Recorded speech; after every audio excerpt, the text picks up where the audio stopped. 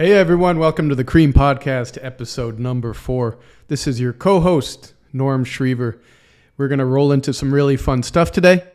And at the end of this podcast, we're going to have part 1 of Jason Matthews' interview with Jasper Smith of the Build Wealth Movement. Enjoy, everyone. Thanks for listening. Jason, now I wanted to roll into some good news. Even though the C.R.E.A.M podcast is only a few episodes old, we already won a pretty prestigious award. In fact, the C.R.E.A.M podcast won Best New Podcast Award in the Personal Finance 2022 category from Heartcast Media. So congratulations, Jason. Thanks, man. I appreciate it. That's a huge award and announcement. I'm very excited and very proud of the award that we just received. So thanks. Thank you so much to Heartcast Media for giving us the Best New Podcast Award. I really do appreciate it for Personal Finance 2022. Absolutely. And I know, when we started talking about doing this podcast, our goals and ambitions were just to have fun and reach more people with some good education and make personal finance education and instruction a lot more fun and exciting. And so it's sure nice that someone's listening and you get some recognition too. Definitely. I definitely appreciate that. So thank you everybody for watching and listening on Hardcast Radio and other platforms as well. I really do appreciate that. Absolutely. The C.R.E.A.M podcast, now Best New Podcast Award in the personal finance category.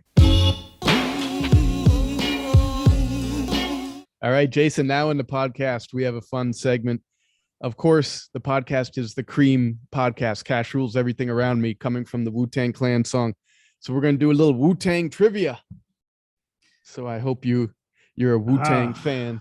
Yeah, Wu-Tang fan, man. But Wu-Tang is so big. It's like Big Sean said the best in one of my favorite songs by him, Thank You, where he said, "Thank you, every member of the Wu-Tang Clan is hard to remember.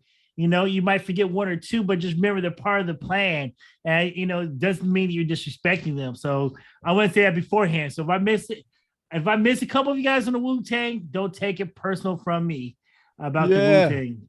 We're going to see how many We're going to put your knowledge to the test here. And actually, there were something ridiculous, like 120 affiliated groups and members, and no one knows who's coming and going, but there was actually 9 original members.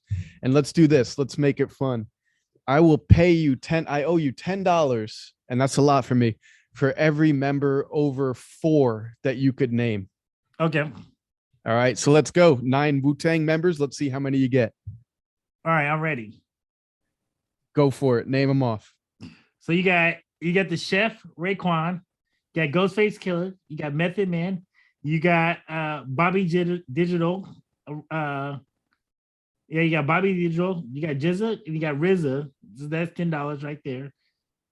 You got ODB, Old Dirty Bastard. Mm-hmm. And who else?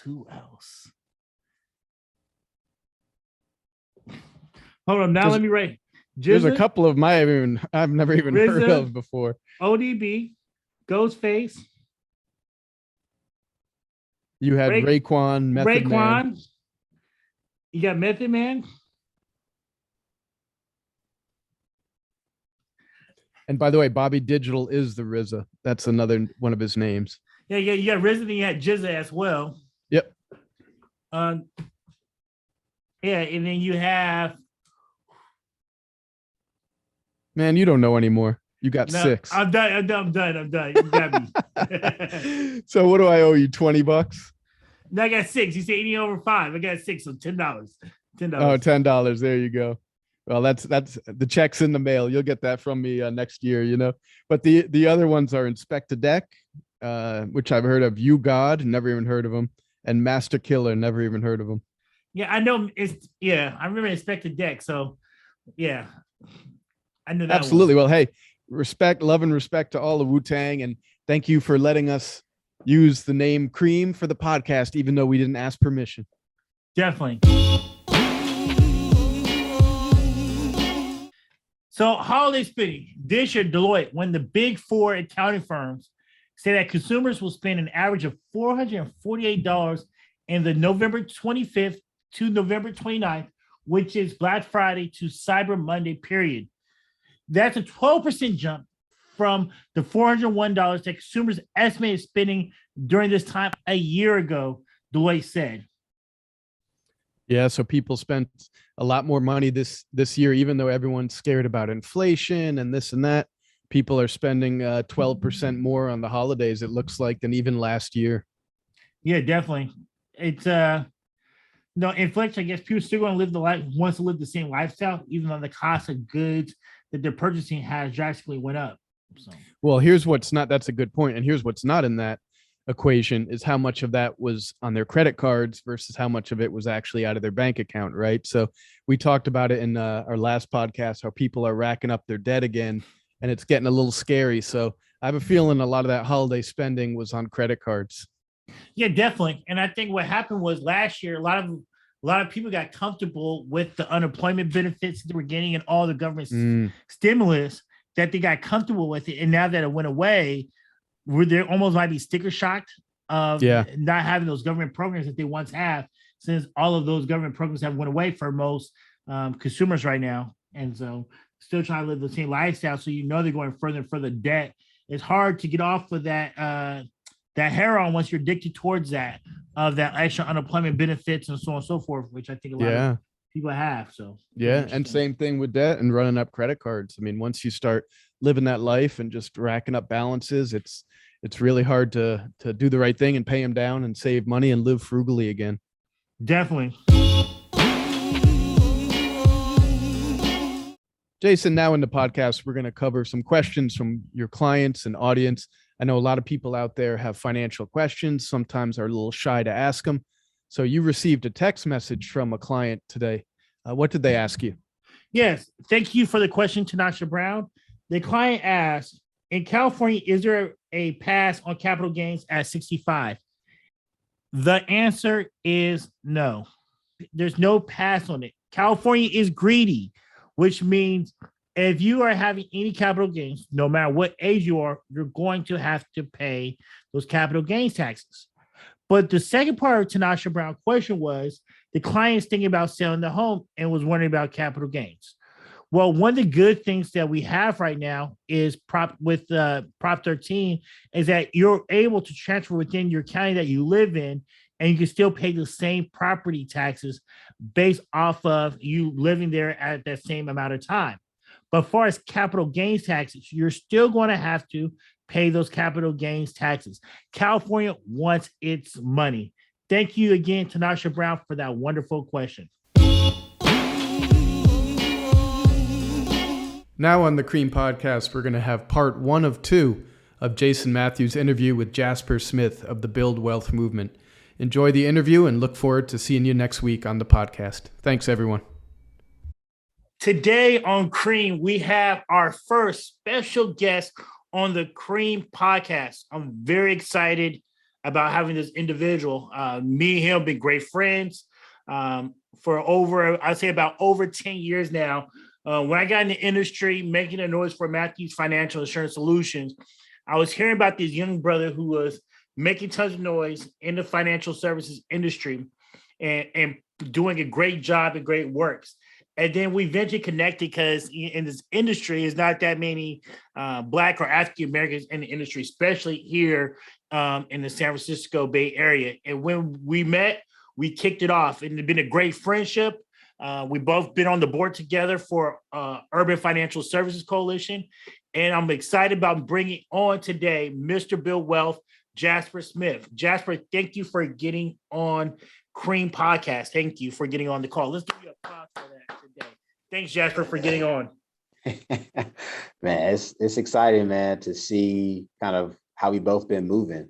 We always talk about how sometimes you're not competition. Actually, most times you're not, right? I think there's enough for both of us. And I think both of us kind of realized that when we met, which is why we continue to partner and support one another, because there's plenty for all of us out here. And it's, if we came together a lot more, we could do a lot more for our communities, our people, our clients. So I'm just excited to be a part of this effort for you, and looking forward to seeing how this podcast, grows and the lives that it'll touch. Definitely. And it's crazy. If you guys don't know Jasper as Mr. Build Wealth, he also has this great thing that he's pushing right now, which is breaking generational poverty. Jasper, why is breaking generational poverty so important? Yeah, man, it's important to me because these cycles continue to exist, and it's almost like we're comfortable with the struggles that we have. And as I look at like society, I look at the wealth gap data, it is not getting better because we're continuing to do the same things over and over, and we're expecting some different results. And as you and I both know, that's the definition of insanity. So if your grandparents went through something, your parents went through the exact same thing, and now you're going through the same thing that those people went through, tell me how that makes sense to you. And I struggle with, trying not to push too hard, because some people, honestly, Jason, they don't care. I don't think they want to do better. I think they dream and fantasize about it, but when you realize that it's going to take some work, we find some other reason to not do it, or we make up an excuse. And so what happens is you keep having, again, generations of poverty. And so with my efforts with the Build Wealth movement, everything that I do, I'm working to disrupt generational poverty. It's not about me. It's not about my kids. It's about understanding that if you do some things today, your kids will live a life of privilege. There's not a person out there who's going to hear this, Jason, who doesn't want that for their kids. And if they don't want that, there's always an exception to every rule. Some people just don't want to do it. But most people that I speak to, and probably some of your clients as well, they always want to see their kids. They talk about the legacy, but yet we're not doing what it takes today to ensure that the next generation will have it, if not a lot better, at least a little bit better than we currently had it. So when you say common things, you see people doing common things over and over and over, keep doing them. What are common things you're seeing right now when you talk to people that are doing the same thing over and over again to keep staying in poverty? Yeah, that's one we can all kind of, I'll say all of us. Everybody knows somebody with a student loan. And I've had a client one time where she was explaining to me that her parents had student loans, or sometimes they just couldn't afford to stay in school. So then the mom or dad had a student loan and they're still paying on it well into their 50s or 60s. And now their kids have student loans. And all I can say is, are y'all okay, like, owing all this money? And that's just one, Jason. I mean, the student loan epidemic, it's awful. It can easily be avoided. And so I know I make light of these things, but when you have a child, everybody gets an 18-year head start.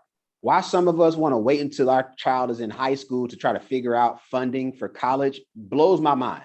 You have the child, that comes with a level of responsibility. And one of those could be just setting up things for college, if that's what you want to do. But I'm sick of seeing the parent, the grandparent, and now the child, all of them got student loans, all of them.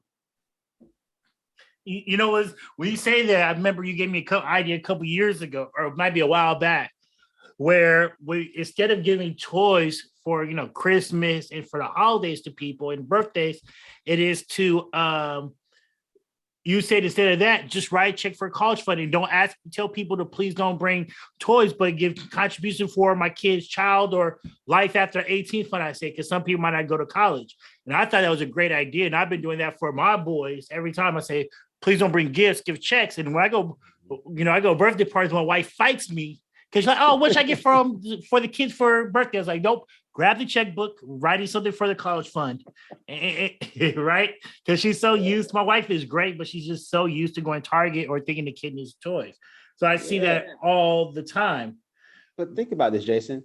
That's a generational thing, right? Your family, just even without thinking, is accustomed to getting gifts. So they're getting stuff. So we have to have this shift. Like, there's got to be this paradigm shift. And until the individual or the family or the community makes these conscious decisions to not give gifts, or let me say this, you can do gifts, but it's not an either or. When I talk about gift giving, if we're talking about children, it's and. So if you're going to give my child some toy, give them the toy and money for an account that I've set up for them. I mean, even today for like my niece and nephew, some of these you can do just with a simple text message. Like you can text the link and then they can just go in. Like, honestly, I could text you right now, Jason, and you could submit some money to my nephew's college fund. But it's just that easy. And yet people still say, well, I don't know how to get started. You know, I don't have enough money. Well, again, let me remind you, everybody has an 18-year head start. Why do you keep waiting? Why does your family keep waiting? That's the question I can't figure out. But that's what also drives me to want to help people to understand that it doesn't have to be this way. But until we disrupt the way you think about this, your family's going to always struggle with student loans. Like it hurts me, Jay. I got a client right now where she's still paying on her daughter's student loan. Her daughter's grown, has a job, mama's paying the bill. And I was like, what? You should be focused on retirement because she's retiring in about 5 years. I'm going to think about all that money you're doling out to. Your daughter's grown, first off, but you have this obligation that you're paying on at that point in your life. She's in her late 50s versus she should be putting every cent she can into her retirement. But she can't because, well, my daughter didn't get the job she expected, the economy. Like people always give me the excuses. And I'm a little tough on my people, but everybody goes through life. So you're not different. People die, people are born, people get divorced, people lose a job, people get a new job. So if we rule out some of these common themes in our life, it then boils down to what was your plan to do something different than what your parents did or your grandparents did? And that's the conversation that a lot of people don't want to have, or they keep pushing off the conversation until they have to do something.